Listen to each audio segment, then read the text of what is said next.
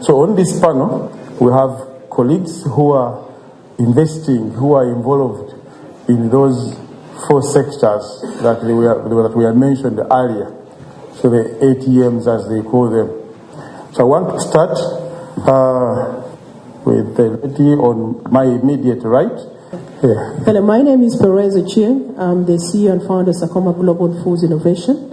We are a company based here in the UK. We have been in existence for over 30 years, and our focus has been purely around agriculture. But as innovators and creators, of which we have won several awards, we have put ideas into action and not only become innovators, but actually implementers of new ideas. So we progressed on from just mere imports and export of agricultural produce in the last 10 years. And we have now become a knowledge base around food and agriculture. Why am I here? Because as Edward, you know, many years we spent in Spitalfield market importing fresh produce from all over the world, including Uganda, one of them, and Kenya and other places. But the biggest challenge we faced was the quality, the packaging, and so many other things along the supply chain, post-harvest handling technologies, and shelf life. So we moved on into product development and innovation. Why am I here? Other than just importing and sourcing and developing new products, we have escalated our knowledge as African in the diaspora to link up with the global things and actions around food and agriculture.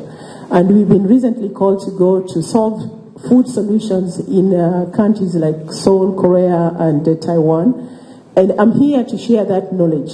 And that knowledge is about intellectual property right in the agricultural sector. We can talk so much about value addition and looking for export market and breaking through to find new markets. But the truth is that most of our farmers or food processors do not own the intellectual property rights of their processes. This is where asset is created.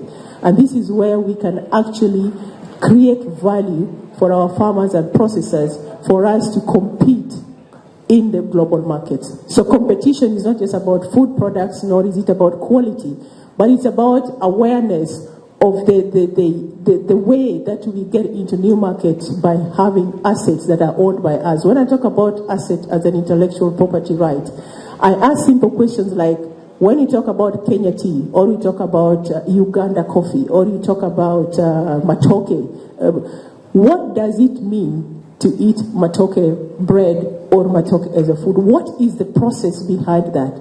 And who owns that? When we answer that questions, we begin to develop a pathway for creating assets for these products. And the producers can begin to have real assets in their hands that they can use to compete in global markets. We talk about kimchi. Kimchi is just fermented cabbage. Do we have anything in Africa that is better than kimchi? Yes, we have. Why we do not have global markets for this? So this is why I am here, to begin to share this knowledge and to create partnership that already exists with some of our partners are here, and to make these actions real. We are not just talking.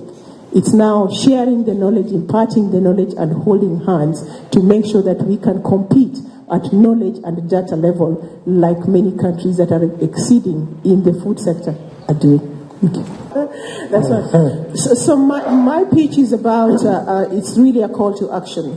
Yeah. And so much is going on. If I say Uganda specific or maybe Africa, as we are talking about UK-Africa collaborations, trades and all this, is appeal for the people that are within the reach of my voice and the people who have networks, the people who are helping farmers and the producers to look for export markets, is to understand that the global trade is changing. It's no longer the same trade routes that we used to think about. It's about quality, value addition, packaging, and getting into the market. We have now become a more data-driven technology escalators that will enable us to conquer the markets that we are looking for. And so there's a need for us to look at how do we embed data in our agriculture technology. So we are looking at data-driven agriculture. We begin to create value for our farmers and our producers so that they can own the assets. When I talk about asset, I'm not talking about land.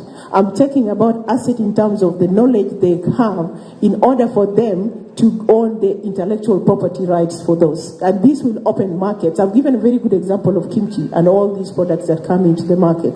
And then the final call is for us who have knowledge to be willing to share it and to collaborate with others. And in this building today, there are so many businesses that have met, and I'm so grateful we've met with Aspire Africa. We are looking at collaboration and many things we want to do together. Because to open up new markets is not about your single-handed effort. It is about, first of all, how much data do we have in our hands, and how do we manipulate this data to open up markets. It's not just data about product development and the final product which enable us. How do we leverage new technologies? I want to mention one thing that is so important. I know we talk about, say for example, this is so important. So when we talk about new technologies in agriculture, smart technology, water management technologies, we talk about agriculture, and we talk about how we are managing our resources in order to meet SDGs. But one thing that we are not realizing, even in our methods of irrigation, we are actually not utilizing the resources that are available for us to meet the Sustainable Development Goals. But there are already existing nano-water management technologies that are so precise that drive it into smart technologies, but also very data-driven so that your water management is so precise. And this is the type of technologies we are looking at. We teach them to our young people who are so enabled, involve them in our agricultural sector so that we become the creators of the knowledge and innovation. Moderator. Thank you so much.